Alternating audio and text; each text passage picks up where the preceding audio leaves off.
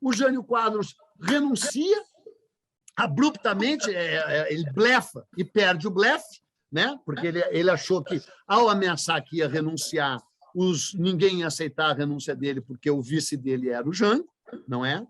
E aí o Jango, pela lei, pela Constituição, pelas regras do jogo, deveria assumir. E aí que vai chegar o episódio que vocês estão narrando, entendeu? O episódio de que, mais uma vez, a direita brasileira se recusa a cumprir a Constituição,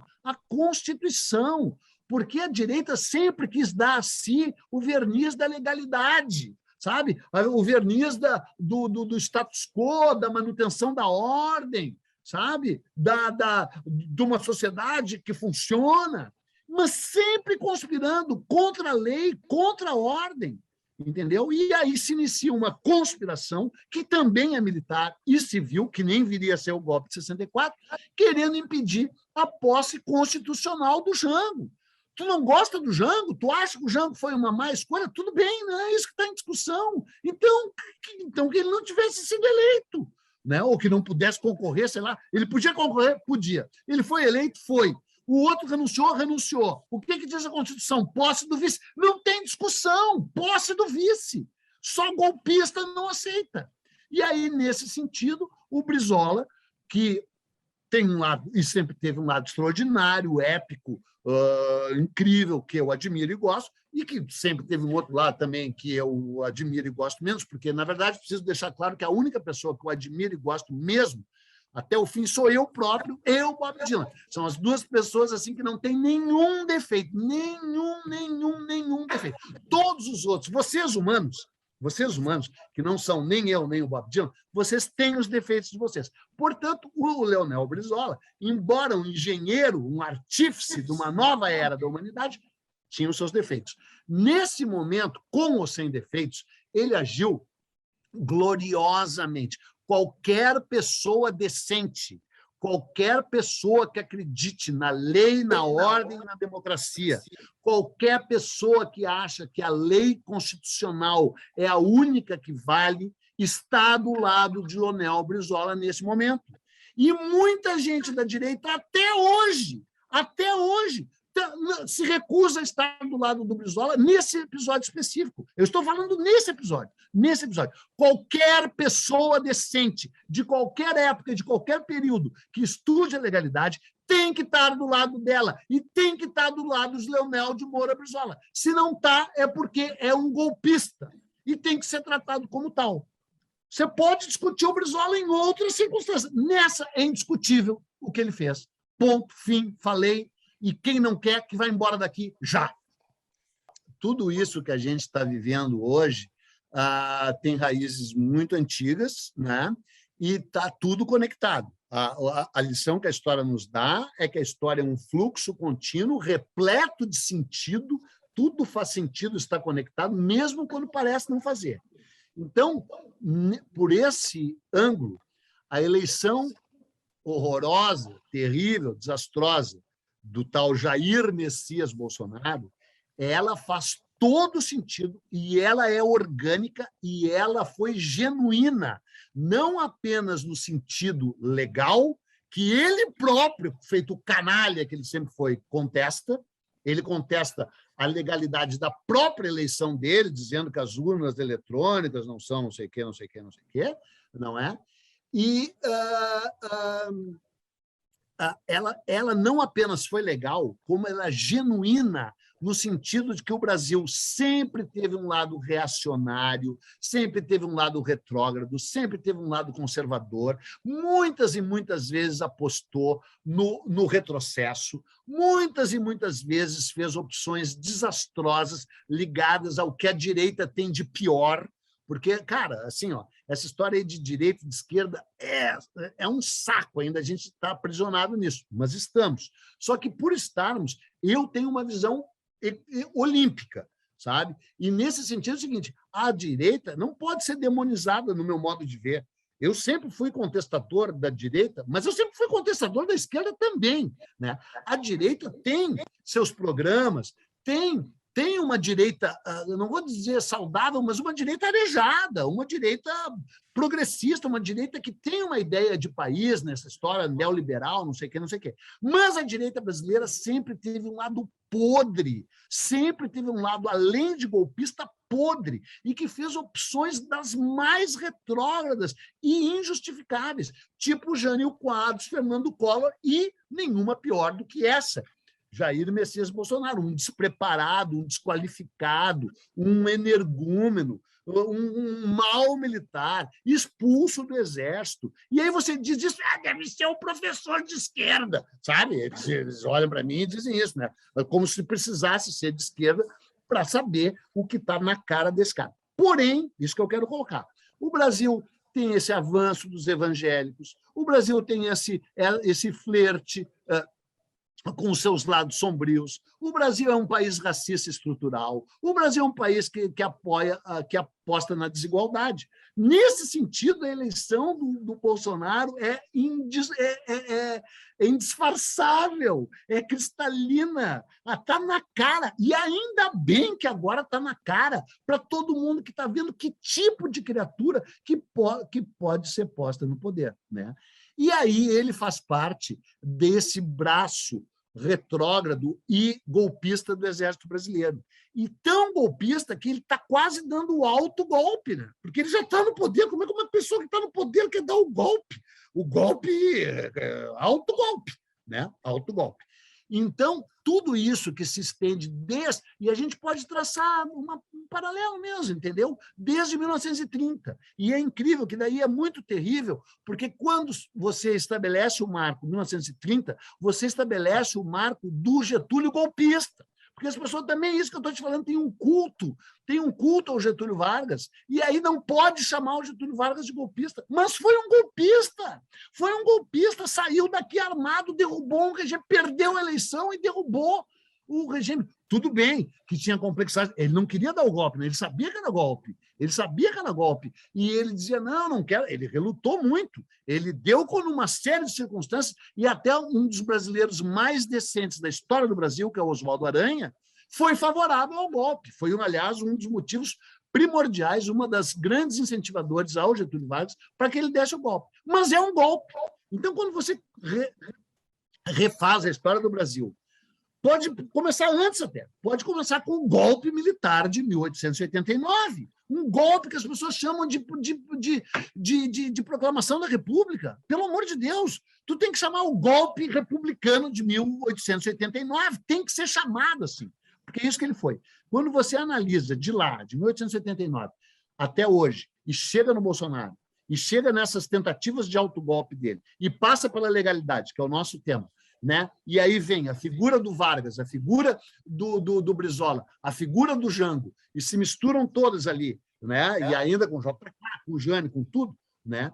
Você vê que essa criatura é fruto desse processo, e que aí a sociedade brasileira tem que, nesse momento, se erguer do mesmo jeito que porções da sociedade brasileira se ergueram a favor do Brizola, e não a favor do Brizola, a favor da legalidade.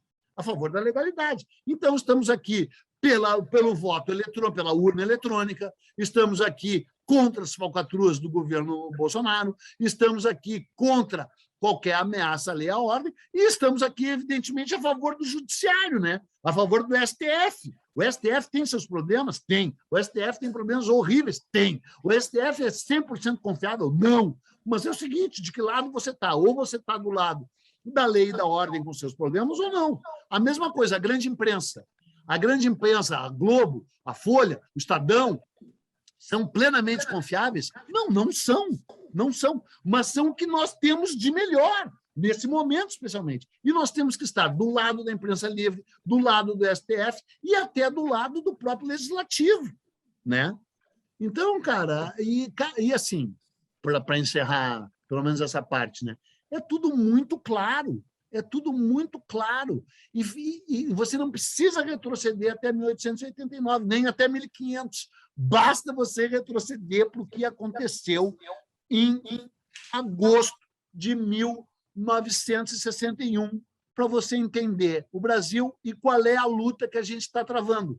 é a lei, a Constituição e a ordem contra a ameaça golpista. É isso.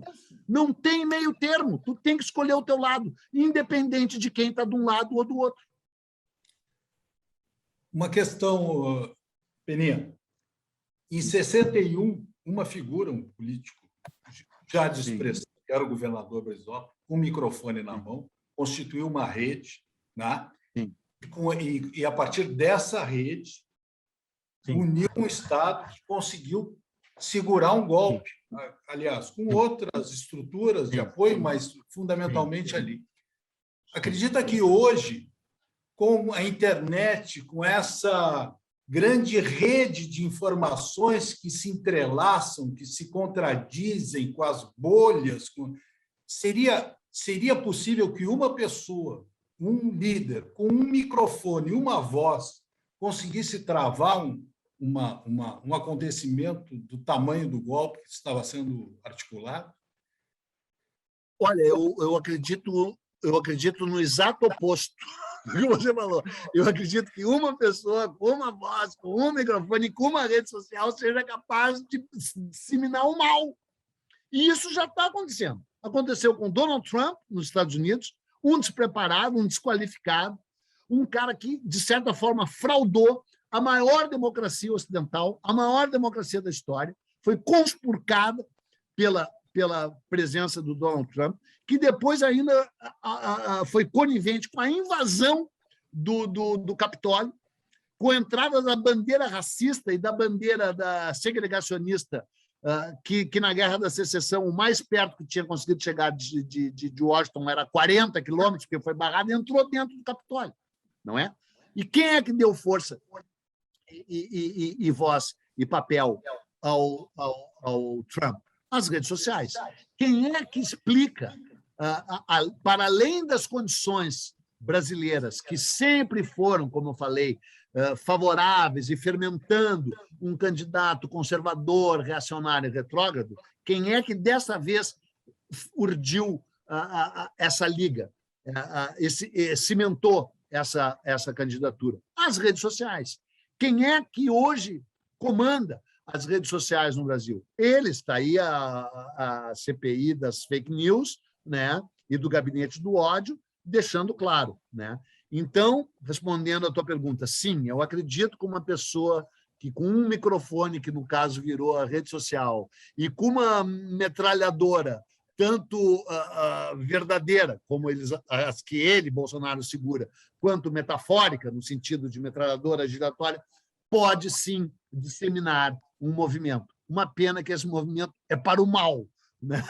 E eu não acredito que alguém possa se servir dessas redes para o bem, porque a natureza, além da natureza humana, a natureza dessas redes é nociva. A origem do fake book, do fuckbook e dessas coisas aí, desse cara aí, o Mark Zuckerberg, a origem desses Instagram, WhatsApp, aí, tudo isso é nefasta, e eles mais fazem a questão política e humanitária e humanista recuar do que avançar, na minha cética e dolorosa opinião. Brizola ficou marcado pelo episódio da legalidade. Essa participação dele no estancamento do golpe marcou também todos os projetos futuros dele, no sentido de limitar o seu crescimento. Aquilo ali foi definitivo para que o Brizola nunca alcançasse o sonho de ser o presidente do Brasil? Sim, sim. Ele, em vez de ser saudado como um legalista, que ele foi, é óbvio que ele foi um legalista pelos seus próprios interesses.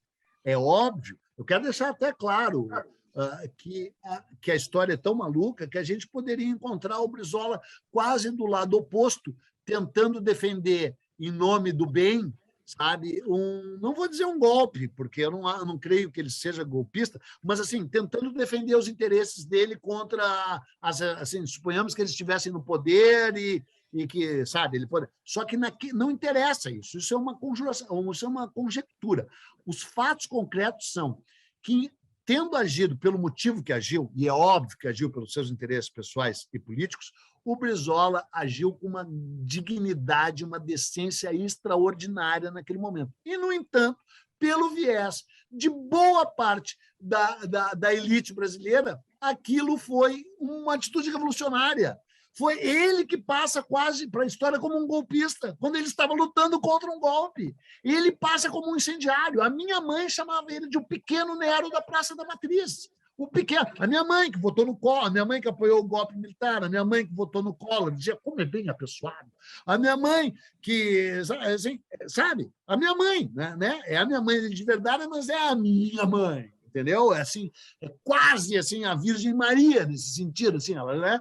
A minha mãe chamava de o pequeno Nero da Praça da Matriz, porque considerava ele um carbonário, um incendiário, um anarquista, quando ele estava defendendo a lei, a legalidade. E eu quero encerrar dizendo uma coisa que tem que ficar clara. Toda vez que o brasileiro acha uma coisa bacana, positiva, interessante, o que o brasileiro diz? Legal. Mas como legal ser um país que nunca deu bola para a lei, ser um país que sempre desprezou qualquer forma de legalidade, ser um país que sempre afrontou e conspurcou e poluiu a sua própria Constituição. Como assim legal? Eles têm que parar, tem que ser proibido o brasileiro de dizer legal quando gosta de alguma coisa. Quando gosta de alguma coisa, o brasileiro devia dizer ilegal, ilegal, porque o brasileiro gosta de ilegalidade, flerta com a ilegalidade. Né? O jogo do bicho, as milícias, o jeito que dirige, o centro de segurança, o jeito que estaciona, o jeito que fura a fila, entendeu? Lei de Gerson. Não é um estereótipo, é a verdade. O brasileiro flerta e gosta e associa não cumprir a lei com liberdade individual. Não, sou maior, né? Entendeu? Então é o seguinte, legal não, ilegal. E aí o cara se misturou com um movimento que chama legalidade, aí, pelo olhar da elite, não, é um incendiário, é um carbonário. Né? Então, porra, esse eu acho que é o que eu de melhor poderia dizer sobre esse episódio e a melhor convite à reflexão que eu poderia lançar para vocês. Pensem o que significa a palavra legal no Brasil e como ela é posta na prática e por que um movimento chamado legalidade é cultuado por algumas pessoas, mas ainda hoje é visto com aquela estranheza pelos caras que são contrários a ele, sabe? Entendeu? O legalista passa para a história como o revolucionário, incendiário, anarquista. Pelo amor de Deus!